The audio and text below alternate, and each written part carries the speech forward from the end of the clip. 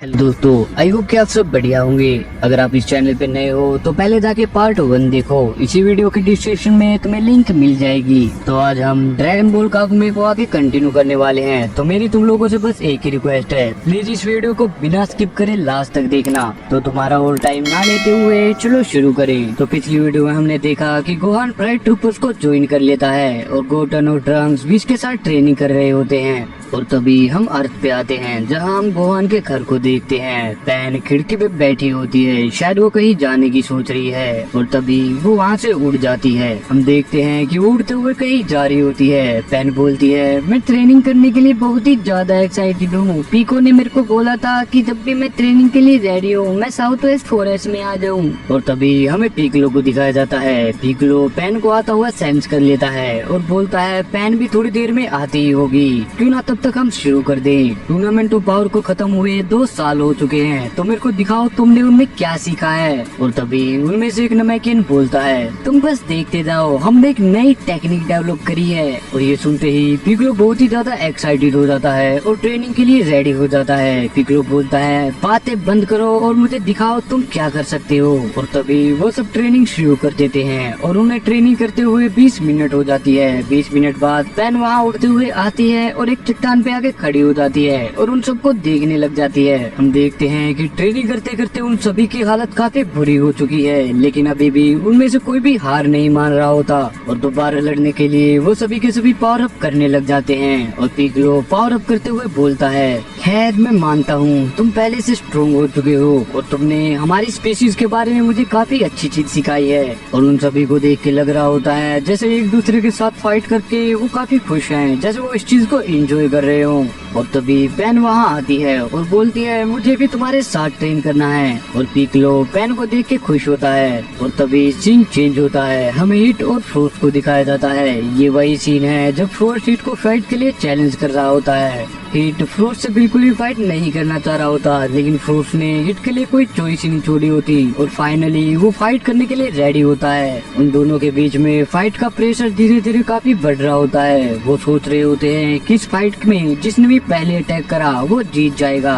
और जिस लेवल की हमारी फाइट होने वाली है हमें काफी ध्यान से लड़ना होगा। वो दोनों एक दूसरे को काफी चीजों से घूरने लग जाते हैं। हिट काफी गुस्से में लग रहा होता है। हिट जानता है कि अगर उसने कोई भी अटैक करा तो फ्रोस्ट के लिए अच्छा नहीं होगा। और तभी हिट अपनी पहला अटैक करने के लिए रेडी हो रहा होता है और अपनी टेक्निक का यूज करता है। हिट ने अपनी टाइम लैप वाली टेक्निक का यूज किया होता है। और तभी एक पंच उड़ते हुआ आता है और फ्रोस्ट के पेट में लगता है। ये पंच इतना जबरदस्त होता है कि फ्रोस्ट के मुंह से खून निकलने लग जाता है। फ्रोस्ट को कुछ भी समझ नहीं आया होता कि आखिरकार ये हुआ क्या। फ्रोस्ट बहुत ही कंफ्यूज होता है, लेकिन हिट अभी भी यहाँ रुका नहीं होता। वो फ्रोस्ट पे और भी ज्यादा अटैक करता है और फ्रोस्ट बहुत ही ज्यादा दर्द में होता है और चिल्ला रहा होता है। फ्रोस्ट मन मन में सोच रहा होता है कि कैसे उसने ये कैसे किया। देखते हैं कि फ्रोस्ट के दिल को किसी के हाथ ने पकड़ा हुआ है और चारों तरफ चैनी दिख रही है। फ्रोस्ट सोच रहा होता है कि बिल्कुल ऐसा लग रहा है जैसे उसने मेरे दिल को अपने हाथ से पकड़ लिया है और ये बहुत ही ज्यादा प्रेशर दे रहा है मेरे दिल के ऊपर। और सिर्फ इतना ही नहीं, ऐसा लग रहा है जैसे मेरी पूरी बॉडी को उसे चैन के साथ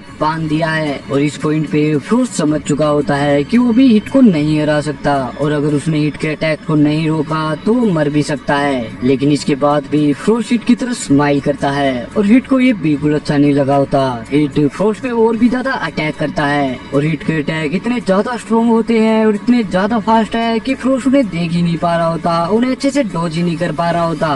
फ्रोस्ट अपनी जगह से हिला तक नहीं होता और हिट ये देख के काफी सीरियस होता है कि आखिरकार वो अपनी जगह से हिल क्यों नहीं रहा, वो मेरे अटैक डॉज क्यों नहीं कर रहा। और हिट को इतना सोच में पड़ा देख फ्रोस्ट बहुत ही जोर से हंसने लग जाता है और तभी फाइट के लिए रेडी हो जाता है। फ्रोस्ट सोच रहा होता है, ये तो बहुत ही क्लोज था, मैं बस मरने ही वाला था, मुझे भी इस पे वापस अटैक करना ही होगा। और मैं जानता हूँ मुझे इस पे कहाँ अटैक करना है कि उसे बहुत ही ज्यादा दर्द हो, मतलब बहुत ही ज्यादा। और तभी अचानक से फ्रोस्ट हिट के पीछे चला जाता है बहुत ही तेजी से, लेकिन हिट उसे इजीली ट्रैक कर पा रहा होता है। फ्रोस्ट हिट को बोलता है, तुम आखिरकार शायद मैं गलत था, तुम्हें अपनी जिंदगी से नफरत नहीं है बल्कि इसका उल्टा है, तुम तो अपनी जिंदगी से प्यार करते हो और तुम्हें मजा आता है अपने विक्टिम्स को मारने में। फ्रोस्ट की बात सुन के हिट थोड़ा सा सोच में पड़ जाता है और मौके का फायदा उठा के फ्रोस्ट हिट के सामने आता है और उसके बिल्कुल दिल पे अटैक करता है। लेकिन फ्रोस्ट के इस पावरफुल अटैक के बावजूद भी हिट को कुछ फर्क ही नहीं पड़ा होता, जैसे उसे तो कुछ हुआ ही नहीं है। और ये देख के फ्रोस्ट बिल्कुल शॉक हो जाता है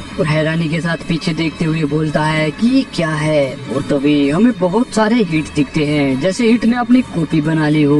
और फ्रोस्ट ये देख के बहुत ही ज्यादा डरा हुआ होता है, उसके चेहरे पे डर साफ साफ दिख रहा होता है। फ्रोस्ट हैरानी के साथ बोलता है क्लोन्स, और हिट बोलता है नहीं, हम सब एक ही हैं। और ये बोलते ही वो एक अटैक तैयार करता है। वो अपने हाथ के चारों ओर अपनी की एनर्जी का यूज करता है। हम देखते हैं कि हिट की सभी कॉपी यही कर रही होती है, वो सभी के सभी अपना अटैक तैयार कर रहे होते हैं और फ्रोस्ट उन सभी के बीच में होता है। और तभी वो सभी के सभी अपना अटैक फ्रोस्ट की तरफ लॉन्च कर देते हैं और फ्रोस्ट को उनमें से कई अटैक बस लगने ही वाले होते हैं, लेकिन समाव बस वो उसे डोज कर लेता है। लेकिन हिट यहाँ पे भी नहीं रुकता, वो कंटिन्यूअसली अटैक करता रहता है। इन सभी अटैक को डोज करके फ्रोस्ट सोच रहा होता है कि आखिरकार मैं बच गया, वरना आज तो मैं मर ही जाता। और फ्रोस्ट को तभी पीछे कुछ महसूस होता है। ये देख के फ्रोस्ट बहुत ही ज्यादा कंफ्यूज हो जाता है और तभी एक अटैक आके फ्रोस्ट को लगता है। और तभी हमें फ्रोस्ट की हालत दिखाई जाती है। हिट ने फ्रोस्ट का एक पैर काट दिया है और वो दूर पड़ा होता है और फ्रोस्ट को अभी अभी महसूस हुआ होता है कि उसका पैर कट चुका है। लेकिन फ्रोस्ट बहुत ही ज्यादा कंफ्यूज होता है, उसे कुछ समझ ही नहीं आया होता कि आखिरकार ये हुआ कैसे।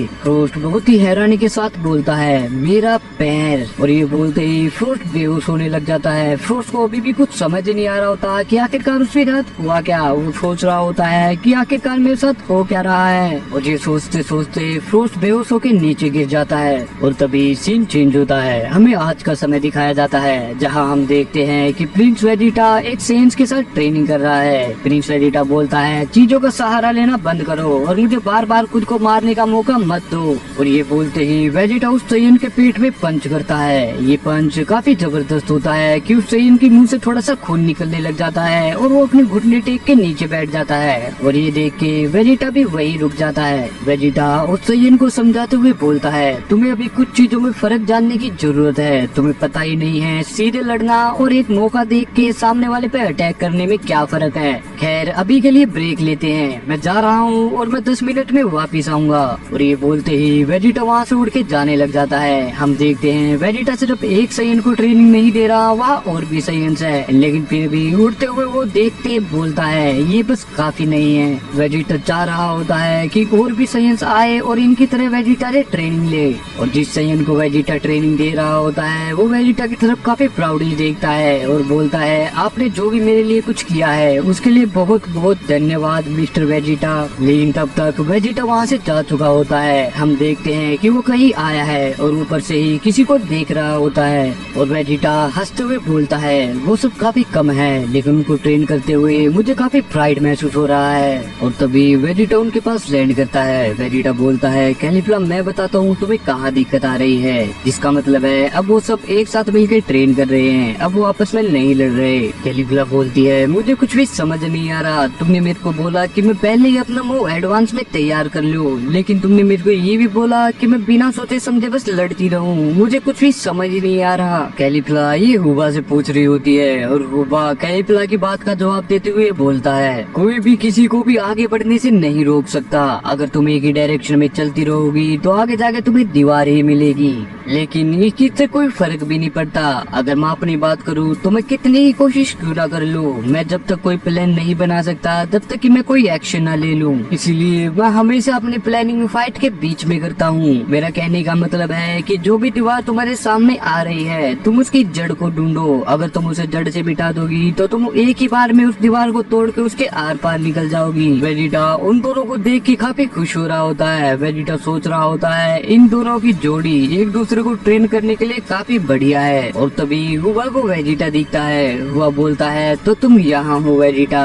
वेजिटा स्माइल करते हुए बोलता है तुम मुझे मिस्टर बुलाओ। और ये बोलते ही वेजिटा वहाँ से उठ के जाने लग जाता है और हुआ वेजिटा को चिल्ला के बोलता है इस चीज के तुम अभी भी सपने देख रहे हो। और वेजिटा को देख के लग रहा होता है कि वो काफी ज्यादा प्राउड में है। और कैलीफ्ला नीचे किसी सेयन पे चिल्ला रही होती है कि तुम जो भी हो मैं तुम्हें नहीं जानती, पर तुम तैयार हो जाओ, अब तुम सफर ऊपर करने वाले हो, मेरे पास प्लान बी है।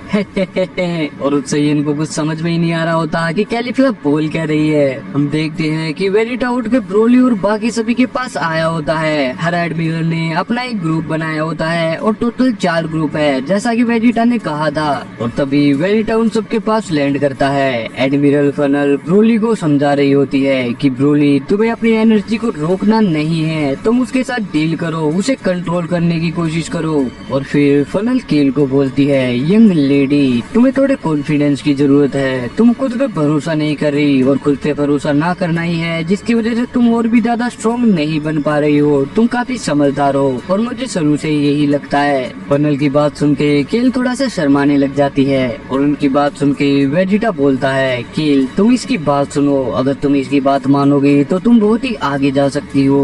और तभी हम एडमिरल लेरेस को देखते हैं जो कि काबा को कुछ समझा रहा होता है। एडमिरल लेरेस बोलता है, काबा हमें एक साथ ट्रेन करते हुए 1 महीना हो चुका है और इस 1 महीने में मैं तुम्हें काफी जान चुका हूँ। तुम्हारे अंदर मैं खुद को देखता हूँ जब मैं एक जवान था। तुम्हारी दिक्कत ये है कि तुम अपने आप पे अपने इमोशंस को हावी होने देते हो, लेकिन मेरे बच्चे एक सच्चा सयन कभी भी ऐसा नहीं होने देता।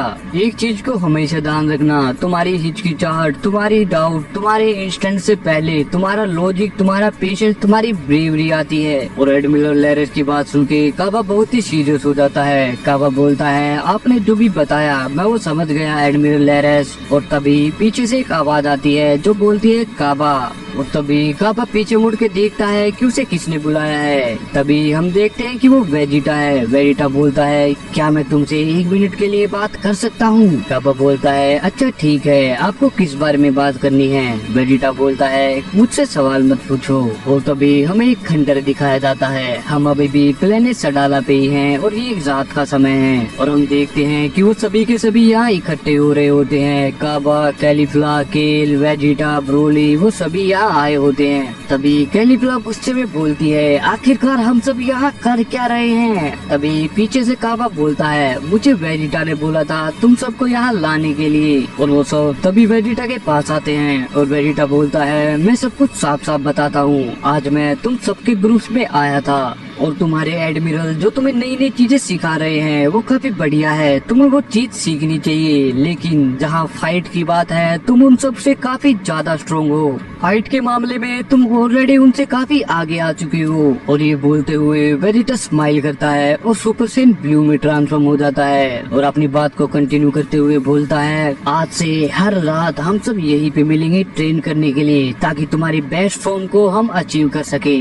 और कैलीफ्ला बोलती है कि मैं और ज्यादा वेट नहीं कर सकती और ये बोलते ही वो सुपर सेन में ट्रांसफॉर्म हो जाती है और उसके साथ साथ काबा भी सुपर सेन में ट्रांसफॉर्म हो जाता है। केल बोलती है ठीक है और ये बोलते ही वो भी अपनी एनर्जी पे काफी ज्यादा फोकस करने लग जाती है, ध्यान लगाने लग जाती है ट्रांसफॉर्म होने के लिए। और थोड़ी ही देर में वो भी सुपर सेन में ट्रांसफॉर्म हो जाती है और ब्रोली ये देख के काफी ज्यादा शॉक हो रहा होता है कि आखिरकार ये अपनी एनर्जी को कंट्रोल कैसे कर पा रही है, ये इतनी स्ट्रॉन्ग कैसे है। और तभी वेजिटा काफी सीरियस होकर ब्रोली को बोलता है, ब्रोली जो लास्ट फाइट में तुमने अपनी फॉर्म ली थी उसे दोबारा से लो, फर्क नहीं पड़ता तुम कितने आउट ऑफ कंट्रोल जाते हो, तुम बस उस फॉर्म में जाओ। ब्रोली बोलता है, जब से हमारी फाइट हुई है मैंने इस फॉर्म को दोबारा कभी नहीं लिया है, इस फॉर्म को लेके मेरे पास सिर्फ बुरी मेमोरीज ही हैं। और वेजिटा ब्रोली की बात सुन के थोड़ा सा सोचता है और सोच के बोलता है, ऐसी बात है तो परफेक्ट, जब तक हम ट्रेनिंग कर रहे हैं तुम्हारे सुपर सेन इसके काम आ सकती है। केल तुम इसे सिखाओगी इस फॉर्म को ट्रांसफॉर्म होना, इस फॉर्म को कंट्रोल करना। केल बोलती है ठीक है। और वेजिटा की बात सुन के वो सभी के सभी रेडी होते हैं और बहुत ही सीरियस लग रहे होते हैं। वो सब के सब ब्रोली की तरफ देख रहे होते हैं और वेजिटा बोलता है, क्या तुम सब तैयार हो? और ये सुनते ही ब्रोली पावर अप करने लग जाता है। ब्रोली के चारों ओर बहुत ही पावरफुल हो रहा होता है। ब्रोली की बॉडी से बहुत ही ज्यादा एनर्जी निकल रही होती है और ब्रोली से कंट्रोल नहीं कर पा रहा होता। ब्रोली को देख के लग रहा होता है जैसे वो अभी आउट ऑफ कंट्रोल हो जाएगा। ब्रोली के चारों तरफ बस अंधेरा होता है जैसे वो अपना कंट्रोल खो ही चुका है। और तभी वो सुपर सेन में ट्रांसफॉर्म हो जाता है। ब्रोली की एनर्जी इतनी ज्यादा होती है कि वहाँ हर जगह बस ओरा ही ओरा दिख रहा होता है जो कि ब्रोली का होता है। और तभी ब्रोली थोड़ा सा शांत होता है। ब्रोली को देख के लग रहा होता है कि शायद इस बार उसने इस फॉर्म को कंट्रोल कर लिया है। तो तुम्हें क्या लगता है, क्या ब्रोली इस फॉर्म को कंट्रोल कर पाएगा? कमेंट में बताओ। टारगेट रखते हैं 120 कमेंट्स का। तो अगर तुम्हें वीडियो पसंद आई हो तो भाई प्लीज इस चैनल को सब्सक्राइब करके अपने दोस्तों के पास इस वीडियो को जरूर शेयर करें। तुम्हारा एक सब्सक्राइब हमारे लिए बहुत ज्यादा वैल्यूएबल है। और आज के लिए बस इतना ही, मिलते हैं अगली वीडियो में, तब तक के लिए अपना ध्यान रखो।